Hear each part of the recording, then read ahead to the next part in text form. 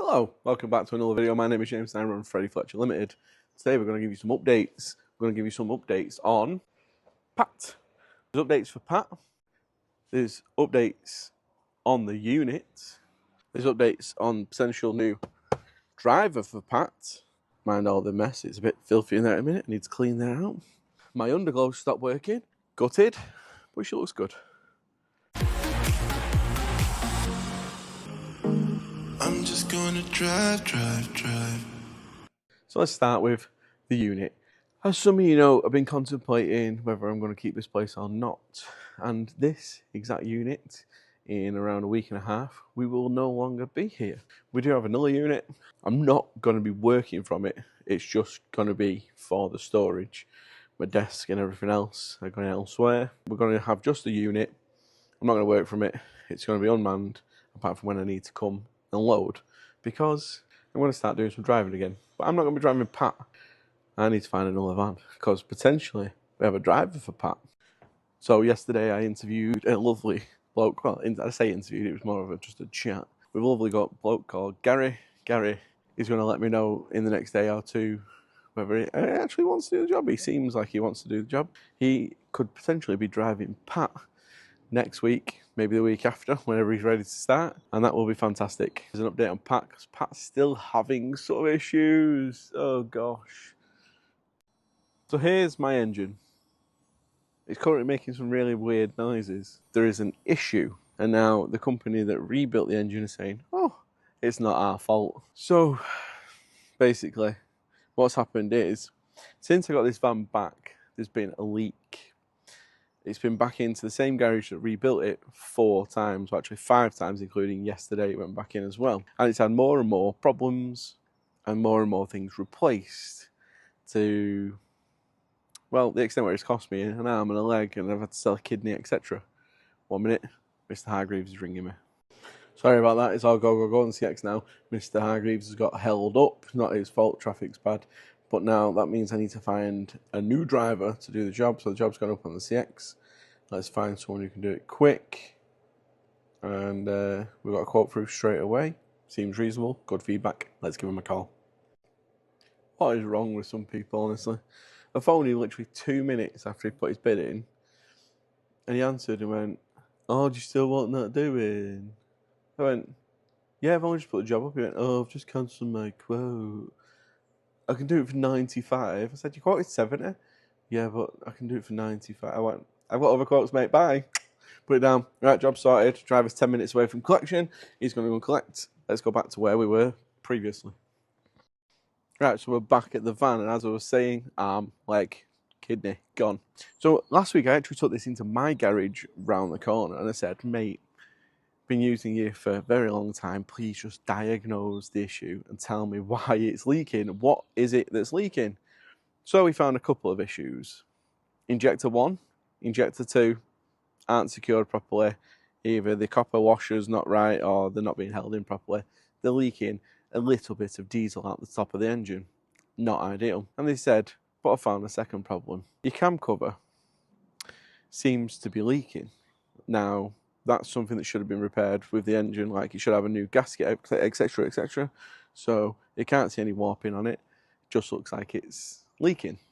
Brilliant, right, okay. Now I know what to say when I take it back. So I took it back yesterday, dropped it off. They phoned me and said, yeah, your cam cover's leaking oil and your injectors need some new bolts to hold them down, because they're currently loose and them bolts aren't worth shit. Basically, they're one use only and they've reused them. Their words, not mine. They said they wanted £770 plus VAT to fix it, and I said, well, is that all like covered by the full engine rebuild, the full turbo and everything else? You've done the injectors, etc, etc. No, apparently not. So after some words back and forth, they said they weren't doing any more work on it. Also, they've also said it's not the gasket that's leaking. Apparently the cam cover's warped. This van's done 3,000 miles since I've had it back. It must have been warped when they put it back on the fucking engine. Do you know what I mean? Anyway, I'm not moaning. My mechanic is going to get it all sorted, and this van is going to be smooth, fixed, sorted in the next 2 to 3 weeks, which is fantastic. And then it should run properly. But it does. It runs great. It pulls like a freight train at the minute. It's running really well. He's told me that I can keep driving it. Just keep an eye on all the levels, because obviously it's leaking. It's not doing as well on diesel as it should do. Startup isn't always great, because sometimes if the injectors are slightly out of whack, it's getting a bit of air in there with a mixture, but then it starts up and it runs fine. It's not had an issue. The oil leak, I just need to keep making sure there's got oil in it. To be fair, it's dropped about a quarter on the dipstick in 3,000 miles, so it's not like a major one. Pat, still issues, but she is getting sorted, and that's what we want, innit? So, happy days. I'm not bothered. I'm going to spend the last bit of money on her and just get her fixed. Finally. Right, well, let's talk about the workload. As you know, in a video I made probably a month or so ago now, I found out that one of my biggest customers, who was my main supplier of work, had teamed up with one of their rigging teams to actually take quite a considerable amount of work away from me to give to the rigging team. Obviously, they're doing all the lifting up the towers and all the shifting of the goods and stuff, so they've decided they can also do the collections, the deliveries, and the site clearances that we would normally do. Now, this has not happened with my entire customer. They only work for one division out of 5, so the other 4 divisions are still using me, but there's not as much work. It was the bigger division. So from the middle of August, the entire month of September and the entire month of October were so quiet. Our income and workload dropped by over half, which wasn't pleasant, as you can probably understand. And we're still having van issues, and the van's not being fully capable of doing every run that I've had. And then they're still demanding a lot out of me where I am office or unit based. From the 21st of this month, I've decided that I will no longer be fully office based. I will be doing some office work, but it won't be from here, because as you know, I'll be leaving here. So I'm going to go back on the road probably 2 to 3 days a week, just to keep that balance going, so I can still try and find new customers and try and build the business, but also keep some money in the business. Even though from March, when someone emailed me earlier today asking for a quote for an ADR run, but they didn't give me any details. They just said ADR full load. So I've replied asking for weights and pallet numbers, etc. And they've just replied saying it's for an Arctic. Yeah, okay.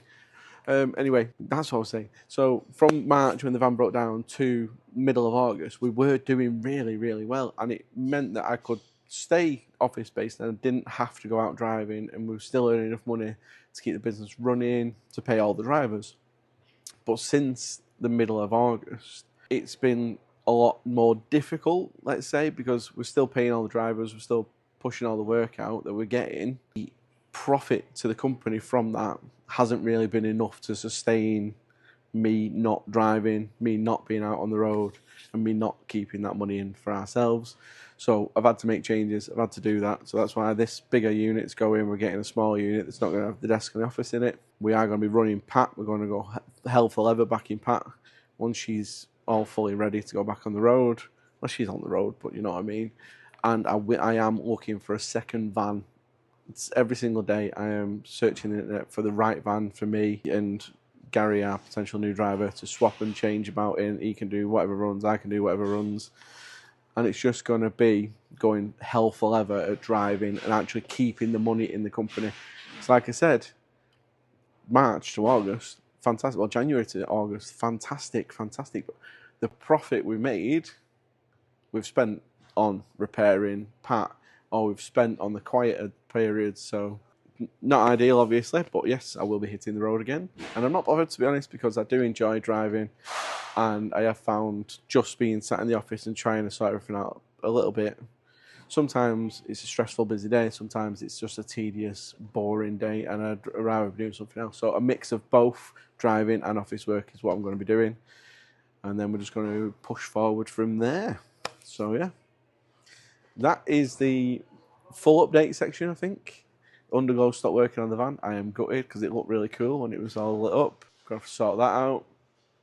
Speaking to the new potential driver yesterday, he told me that he's a bit OCD, so that van is going to be always clean, because he was like, I've got to clean everything, clean the inside, clean the outside. I was like, perfect, brilliant. Can't ask for anything better. Ex-truck driver, ex-van driver, he's done it all before, so he knows what he's doing. But yeah, so far this month we've done 52 jobs. and it's only the 13th, so that's pretty decent. Couple of jobs booked for tomorrow. We're always pushing, we're always moving forward, we're always trying to get new customers. We're going for it, like, that's what we do. I know what. Let's talk about how to get new customers. Because everybody asks me, everybody says it. How do you get new customers? Every couple of videos I get people commenting saying, how do you get your own customers? How do you get your own customers? The simple answer is, I don't know. Because I've been struggling to do that for the last 4.5 years. It's great if you know somebody that works for a company that needs couriers or logistics or movement of goods in any way. If you know somebody and they can get you that interview or get you through that door or even get you to speak to the right person, that is a way in, and that's how I got in with my biggest customer. My biggest customer has actually pushed me on to other smaller customers over the years, and then I've worked with them for a while, and then relationships come to an end because one of them was a coffee company. They're expanding massively. We're delivering stuff all over the UK for them, and then they decided to stop expansion, and they were just going to work on the shops they had.